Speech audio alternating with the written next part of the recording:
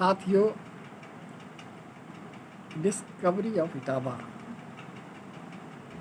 का क्रम निरंतर जारी है। पिछले एपिसोड में हमने कुर्ण समाज, कुर्ण क्षत्रिय समाज की व्यापकता और इटावा के वृंदावन धाम की बात कही और गोस्वामी श्याम सुंदर लाल द्वारा सुरक्षित मुगल आक्रांताओं से सुरक्षित राधा वल्लभ मंदिर से उस विग्रह को लेकर के इटावा स्थापित और फिर यहाँ पर खतराने टोला में भव्य राधा वल्लभ मंदिर का निर्माण हुआ, प्राण प्रतिष्ठा हुई। अब हम बात कर रहे हैं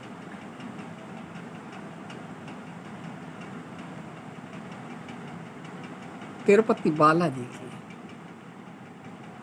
जो तिरुपति बालाजी में और हमारे गर्ग संहिता और तमाम पौराणिक आख्यानों में तो वेंकटेश को वैकुंठेश, वो वैकुंठाचल है, वेंकटाचल जिसे कहते हैं, उसे हमारे पुराणों में वैकुंठ अचल, कंठाचल, वैकुंठाचल, तो वैकुंठ जो मोक्ष का स्थान है कि वैकुंठ चले गए, कोई निधन होता ना तो वैकुंठ गमन किया, तो वैकुंठाचल। और वहाँ के अधिष्ठाता हैं वैकुंठेश्वर या वेंकटेश, उन्हें कहा वेंकटेश। और वेंकटेश मंदिर छपेटी में है। और जिस संप्रदाय की बात स्थल के संदर्भ में कही थी, रामानुज संप्रदाय,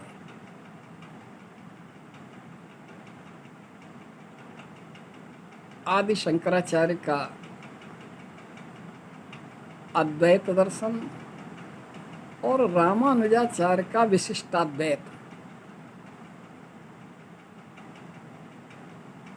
यहाँ दो संप्रदाय आगे आए। एक शैव आदि शंकराचार्य के संदर्भ में उनको मानने वाले शैव कहलाए, और विशिष्टाद्वैत के प्रणेता रामानुजाचार्य, दक्षिण भारत में जिनकी बड़ी अच्छी प्रतिमा अभी हुई है रामानुजाचार्य की, बड़ी विशाल, वही रामानुजाचार्य को मानने वाले रामानुज संप्रदाय यहाँ आए। माथुर चतुर्वेदी में खड्गमणि चतुर्वेदी और उनके पुत्र हुए गोविंदवर दास, ये शंकरपुरीय पांडे बताए गए हैं। अब इनके जो पूर्वज थे वो शैव थे और गोविंदवर दास वैष्णव। ये जो वेंकटेश मंदिर है जिसकी हम बात कर रहे थे ना, वेंकटेश, तिरुपति बालाजी वेंकटेश, और वही वेंकटेश यहाँ। देखिए, वृंदावन के राधा वल्लभ मंदिर से मूर्ति की बात कही, अब कहाँ तिरुपति के वेंकटेश की बात कर रहे हैं। वेंकटेश रामानुज संप्रदाय का वह मंदिर जिसके अधिष्ठाता गोविंदवर दास जी हुए। संस्कृत का उस समय सामान्य भाषा थी बोलचाल की, लेकिन इटावा जैसे जगह पर संस्कृत को स्थापित रखना ये बड़ा दुर्लभ था। अब वैष्णव के रूप में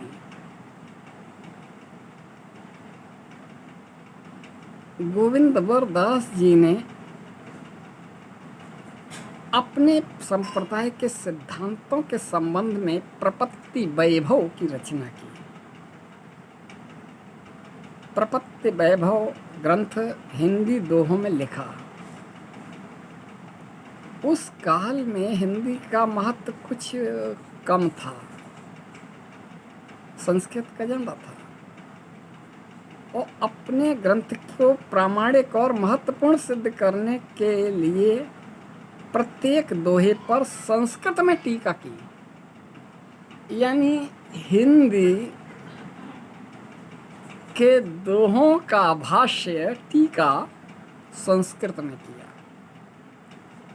इसका उल्लेख जो है पंडित रामचंद्र शुक्ल ने अपने हिंदी साहित्य के इतिहास में किया है। गोविंदवर दास के प्रपत्ति वैभव के दोहों की संस्कृत टीका होने की बात।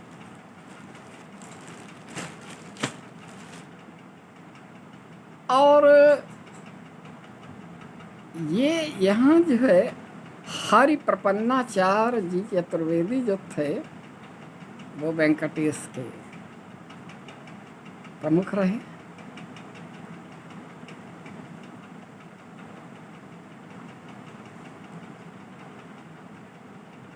और यूं कहें गोविंदवर दास जी के अनुरोध से ही संवत 1839 में मधुसूदन दास जी ने रामाश्वमेध की रचना की थी।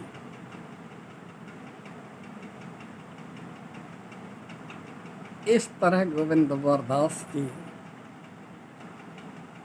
स्थापित हुए। भैया जी जो श्री नारायण चतुर्वेदी जी हैं वो भी इसी वंश के हैं। अब हम बात कर रहे हैं श्री गोविंदवर दास जी जिनकी बात कर रहे हैं ना, उनके पौत्र हुए और परम शिष्य हुए श्रीमन नारायणाचार्य जी। और श्रीमन नारायणाचार्य जी जिस प्रकार से प्रपत्ति वैभव में गोविंदवर दास जी के हिंदी दोहों की संस्कृत में टीका हुई,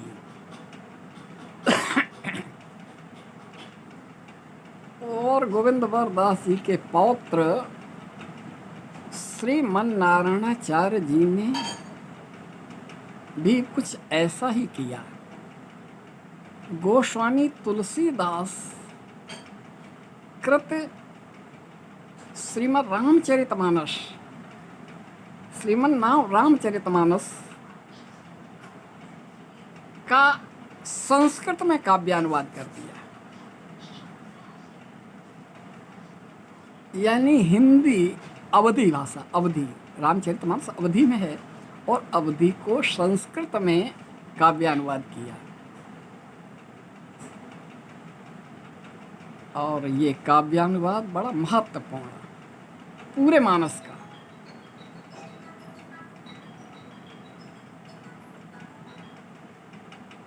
जब बाद में इसकी बात आई ना, तो भैया जी श्री नारायण चतुर्वेदी जी ने स्वयं अनुसंधान भी किया, ढूंढा कहीं मिले रामचरितमानस। तो पता चला है कि केवल सुंदर कांड मिला और अरण्य कांड मिला,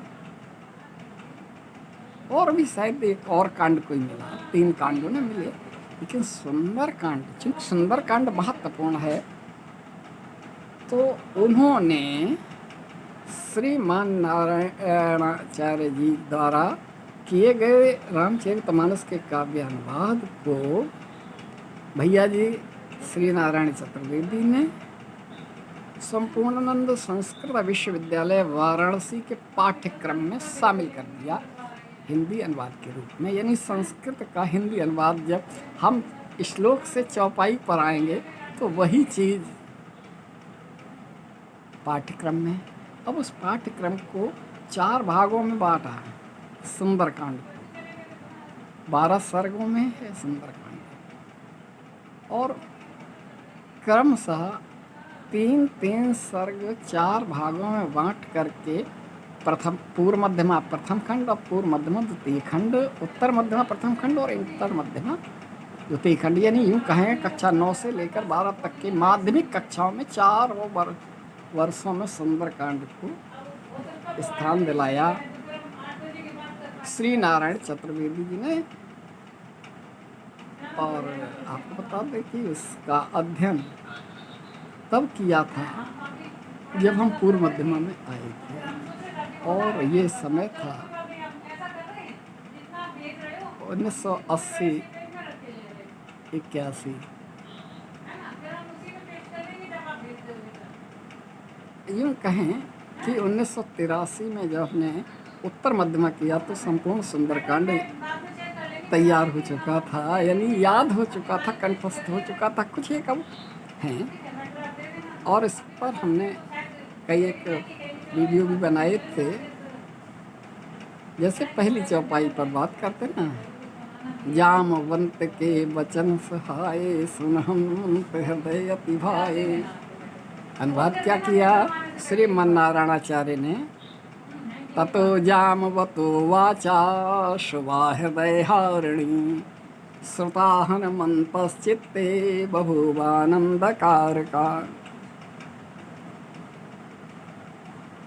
और एक चौपाई है ना, जब जानकी यह पूछते हैं, अब कम कुशल जाहूँ बलिहारी अनुज सहित सुख भवन खरारी कोमल चित कृपाल रघुराई के हेतु धरी निठुराई। इन 2 चौपाइयों को काव्यानुवाद श्रीमन नारायणाचार्य जी ने किया। अधुना रघुनाथस्य सानुजस्य ममाग्रता कुशलम ब्रूहि हे वीर सत्वरम खरघातिना कोमलामलचेतास् कृपालु रघुनंदन मदत किं विवक्तव्य नैष्ठुर्य केन हेतुना। इस तरह से श्री गोविंद वरदास जी और के प्रपत्ति वैभव से लेकर के श्रीमन नारायणाचार्य जी के द्वारा रामचरितमानस के काव्य अनुवाद तक का ये माथुर चतुर्वेदी का प्रादुर्भाव का प्रारंभिक दौर था। और उसके बाद अब तो पूरे नगर और नगर के बाहर के भी माथुर चतुर्वेदियों का अपना महत्वपूर्ण स्थान है। और इस तरह से डिस्कवरी ऑफ इटावा का क्रम निरंतरता में जारी रहेगा।